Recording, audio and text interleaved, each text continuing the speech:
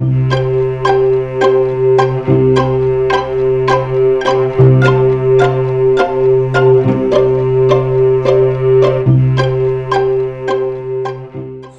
I'm Tom Jiaras, and welcome to the Chicago Wine Show. I'm from the International House of Wine and Cheese and for winelovers.com.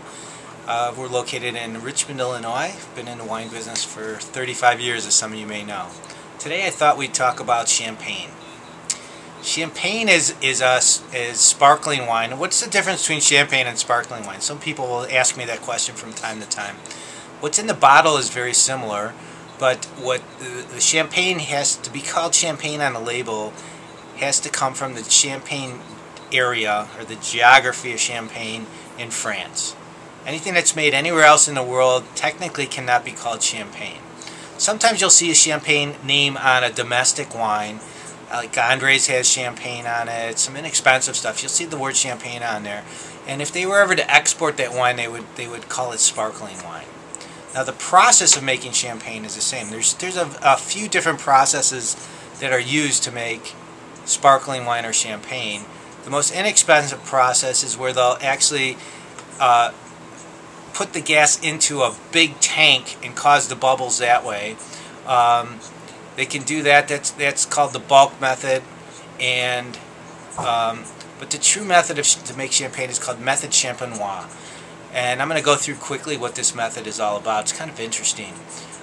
Champagne comes from grapes, just like still wine does. In most champagnes, in true champagne and in good sparkling wines from other parts of the world, the primary grapes that are used are Chardonnay, Pinot Noir, and then every now and then they'll blend with a grape variety called Pinot Meunier. So the grapes are grown the same way. Their Champagne district is a little bit further north in France than the Burgundy area, where they grow Chardonnay and Pinot Noir for still wine. And the reason that is because the grapes don't need to be as high in sugar content when they're picked. So they'll vinify the grapes the same way they do in still wines and let them age in wood for about 6 months, and then they bottle the wine in the champagne bottle, the one that you'll buy on the shelf, and then they inoculate and start a second fermentation in the bottle, usually with a little bit of yeast, and then they put a Coke cap on top of the bottle. So the byproduct of fermentation, the second fermentation in the bottle, is gas, or the bubbles, and then there'll be a solid byproduct from the fermentation process, and they call that lees, L-E-E-E-S, L-E-E-S. Lees will be in the bottle, and they help to give extra flavor in the champagne.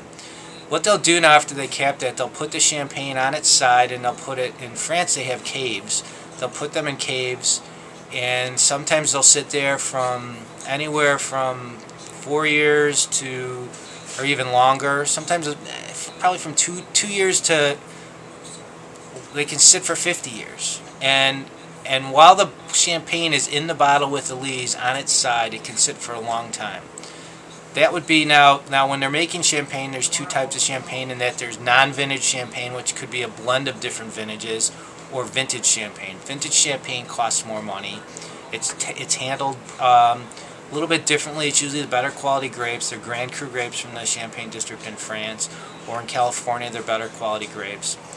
And usually the champagne is aged longer. Once they decide that it's time to bring the champagne out of the caves or out of the cellar, you've got a problem in that you've got these lees, and so you've got this, for lack of a better term, you've got this gunk floating around in the bottle of champagne, and you as a consumer are going to say, I don't want this in my glass when I pour a glass of champagne. So there's a process called riddling, where the bottle actually is turned upside down and slightly turned. It starts at an angle, and by the end of maybe 3 or 4 months, it's totally upside down. It's turned clockwise 3 or 4 times a week, and everything moves till all the sediment is in the neck of the bottle, totally upside down.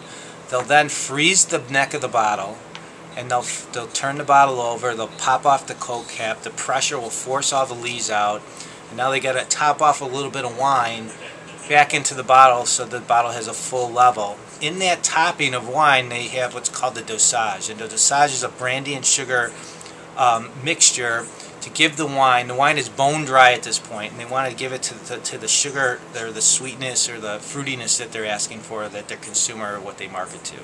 They put the true champagne cork on there and the capsule, and then it sits for about another 6 months before it's released.